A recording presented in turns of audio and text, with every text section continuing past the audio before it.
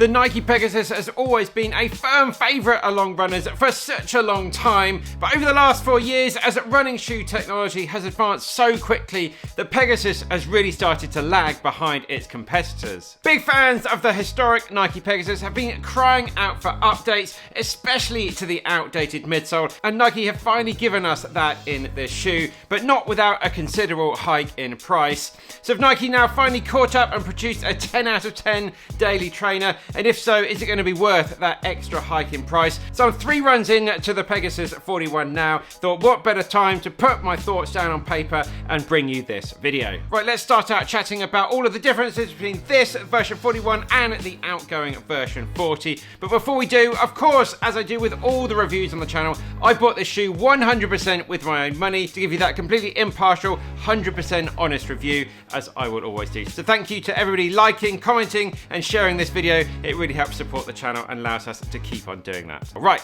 let's chat about the changes. The first one is this updated mesh upper. It's now a slightly lighter weight and a little bit more breathable as well. A little bit more cushioning around the ankle and through the tongue as well. A really nice update. The second one, the all-important one with this update, Nike's new ReactX foam, which now runs the whole length of the shoe. We were stuck with Nike's very outdated React foam in versions 37 to 40, so a fantastic update there. We've got an extra 4mm stack height in the shoe, and it's now £15 more expensive here in the UK. Right, let's get stuck into all of the facts and figures. So a purpose of the shoe like this is your daily trainer, suitable for all different types of runs. I'd say up to around about the half marathon distance. In terms of price, I shelled out 130 of my hard-earned British pounds, 10mm drop here with a 37mm stack at the back of the shoe, giving a 27mm stack at the front of the shoe. In terms of weight wise, I measured this exactly the same as my outgoing model, 347 grams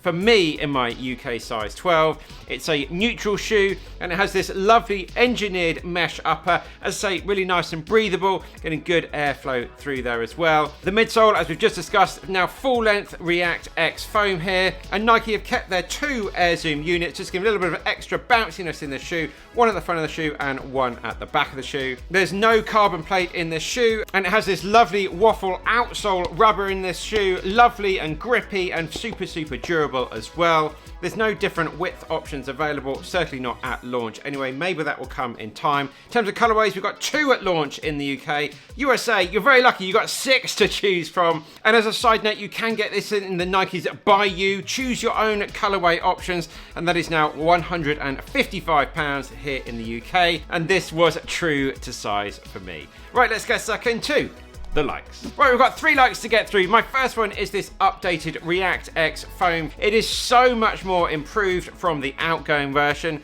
Nike say it's 13% more responsive, and it's also helped to reduce Nike's carbon footprint by 43% when producing the midsole of this shoe. Yes, it's just a lot more springy, a lot more responsive with those air zoom pods in there as well. And finally, a Nike Pegasus shoe has got a bit more life about it. It's a little bit more fun to run in, it's a little bit more engaging to run in, and you don't feel like you're running around with 2 big blocks of lead on your feet. My second like with the shoe is the all-around comfort. Fantastic amount of padding in the tongue and the ankle, getting a really good lockdown fit in the shoe, and a nice even amount of pressure all over the front of the foot here. Really like what they've done with this lacing lockdown system here. It works really well. If you're someone that likes to heel lace lock, I didn't get any sort of ankle slip in this shoe, but if you do, the laces are long enough for that. If you are someone that runs in some hotter climates, I would worry a little bit about some potential overheating in the shoe, but for me in the UK, even in the summer here, it's been absolutely fine. And my third like with the shoe is this wider toe box combined with this waffle outsole. Provides a really solid, nice platform. Your feet have got a lot of space in the front of the shoe here. Really good foot splay and really good support as you run along. Now, of course, I'd love to see Nike offer this shoe in a wider option, but for me, I do have quite narrow feet, but this has plenty of space up the front here. And I know this shoe will last a long time. Pegasuses always do. This hasn't changed. This will be good for 500-600 miles. And I've also spent quite a lot of time in the gym with this shoe as well. And you've got got really good stability, that wider platform with that outsole, really good stability for doing weights. And I've really enjoyed using the shoe for that stability, and you can really feel that in cornering. Well, let's move on to chat about the dislikes. My first one here is this really is not a fast shoe. If you're looking for something to do some speed work, some races, this really is not the one to be going for. This shoe really is built for all-around comfort and all-around durability as well. There really are a lot better options out there if you're looking for that all-out speed shoe. We'll come on to that later. And the second dislike with the shoe is it's had a pretty significant price hike, and it now takes it from that sort of lower end, more budgety shoe. I hate to say £100 shoe is a budgety shoe, but in today's modern world, that kind of is. Takes it from that up until so that mid-tier shoes, and it's now really competing with the Max 6s, with the Nova Blast of this world, and it's just a lot better competition around at this price point. Nike always had that thing with the Pegasus, it always really undercut everybody, and it's now really slap bang in the middle of a super competitive daily shoe market.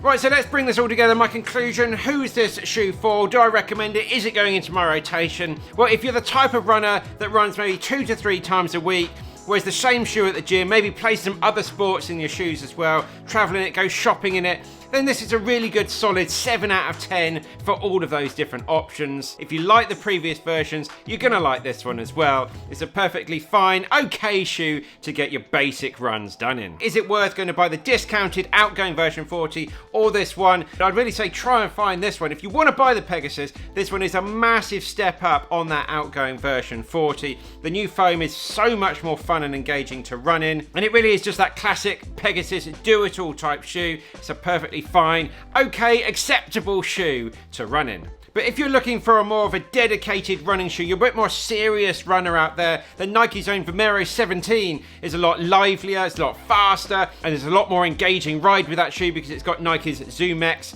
in there, built into the midsole, which is just a lot more fun and reactive to run in, and it has all the durability of the Pegasus line as well. And then look at some other brands, Hoka Max 6, Asics Nova Blast. Now these are at the same sort of price point as this shoe, so we've got to talk about them in this debate. They've got far superior foams in there compared to the ReactX, much lighter, much more responsive, and a lot more cushioning in the shoe as well. And personally, that's where I'd be choosing to spend my money if I just had around that £140 to spend on a shoe. I really do feel Nike can't win with the Pegasus line. It's got millions of big fans all over the world that will not want this recipe to change.